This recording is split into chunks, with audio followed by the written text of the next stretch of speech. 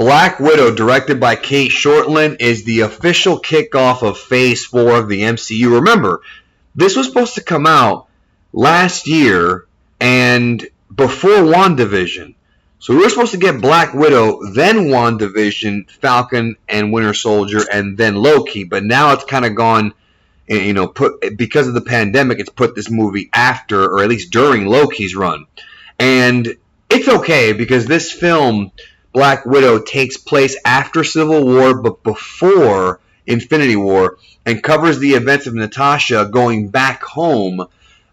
I guess, sort of to rekindle some old stories of her past. Now, with this video, it's going to be a non-spoiler review, and if I sound a little bit weird or different than normal, it's because I'm actually not at home. I'm traveling, and I'm using my travel laptop to record this video, this review. And again, it's going to be non-spoiler. I'm going to go into the spoiler stuff and my thoughts on it in a future video, probably on Monday, where I talk about this movie. But for right now, non-spoiler. Okay, if you're a fan of the MCU, should you go see this movie?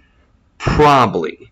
But it's going to depend. Whether or not you should rush out to go see it is going to kind of depend on, I don't know, it depends really on how hungry you are to go see a movie in the theaters. Or at least to go see a Marvel movie in the theaters. First of all, we got to get this out of the way. Scarlett Johansson reprises her role once again as Black Widow. This is her final time playing the character that we know of. And we have the introduction of Florence Pugh, who plays, I don't want to give away who she is in a spoiler, but she is a character who is going to be coming back in the future. I mean, there's already talk about that, and as always, stay for the credits because there's always something Easter egg. So, did I like this movie? I thought it was okay. I've seen this movie get some mixed opinions right now. I don't think it's a terrible film by any means. I mean, the special effects are great. I mean, Disney will never put out a movie that doesn't have, a Marvel movie that doesn't have high quality effects.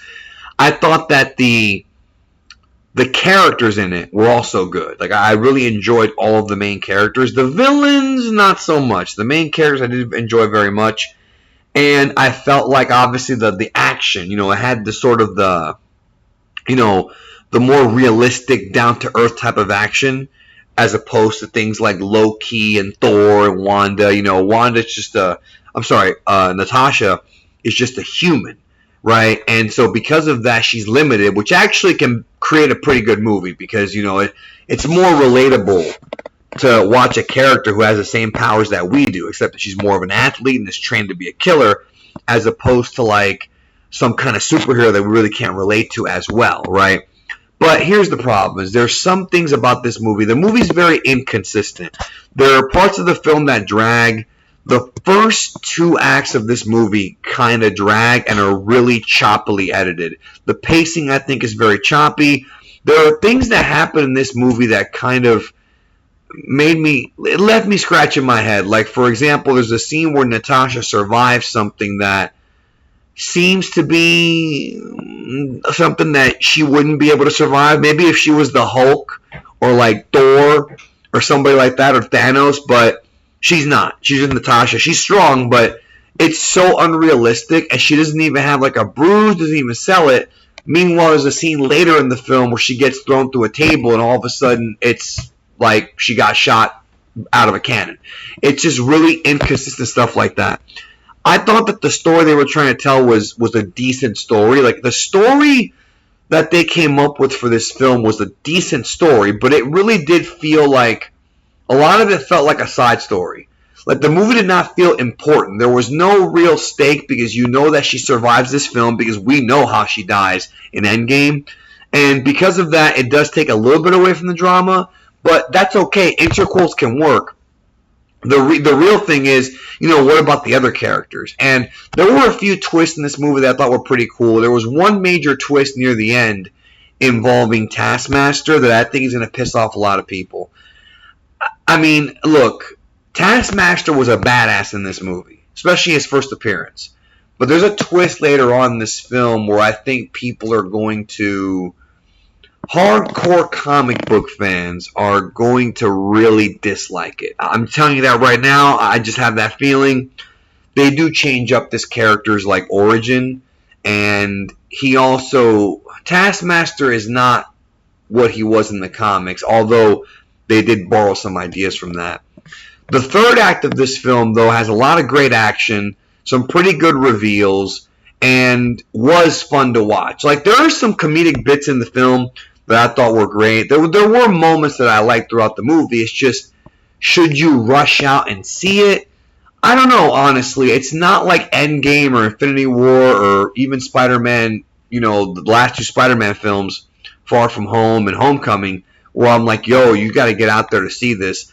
This movie, I think, can probably wait until it's on video on demand. If you want to watch it at home with Disney Plus, it's fine. It's not that important. Like, it didn't feel important. They told some of Natasha's backstory. We got a lot of her backstory, but there are things that are still left unexplained. There are certain things she talks about in Avengers Age of Ultron, which is where she really started getting development, that were not covered in this movie, that I was thinking they would cover. And there's a lot of holes in her backstory. Now, obviously, we don't have to know her whole life story. She's a character, and she's one that's not even around anymore. But I find this to be kind of an inappropriate start to Phase 4, the movies, because this movie should have been part of Phase 3. Because it takes place during Phase 3 anyways. So you might as well put it out during Phase 3. Even though, obviously, Captain Marvel took place back in the 90s, but still, it's more of a Phase 3 film. But they didn't go in that direction, which is fine. It's not really a big deal where the phases are split up at, but just understand that it's not really a movie that's must-see whatsoever. I saw some people saying it's the best Marvel movie ever. I don't know who could possibly think this was better than any of the Avengers movies, including Age of Ultron. Like, it was decent. It's a, average film. Not bad, not amazing to me. But the best Marvel movie? Like, don't listen to anybody who says that, bro, because there's nothing about this that makes it the best. The story was fine, but the editing was wonky and the pacing was wonky. Action scenes were great. Also, I'm not so sure, like, Scarlett Johansson has talent as an actress, but I'm not so sure that, like, I know she can carry a film, but I'm not sure if Black Widow could really carry this movie, which is why Florence Pugh had so much screen time. She's all over this movie. Because both of them together kind of made the movie great. If it was just one of them, it would have probably been even more of a snooze fest. So, decent, not the best. Go see it if you want. If you are comfortable going to the movie theater. Some people aren't. That's fine. Not a must-see. You can wait till it comes out on video. You honestly can. Spoiler review up in a few days here on the channel. Look forward to that. I'll talk to you soon.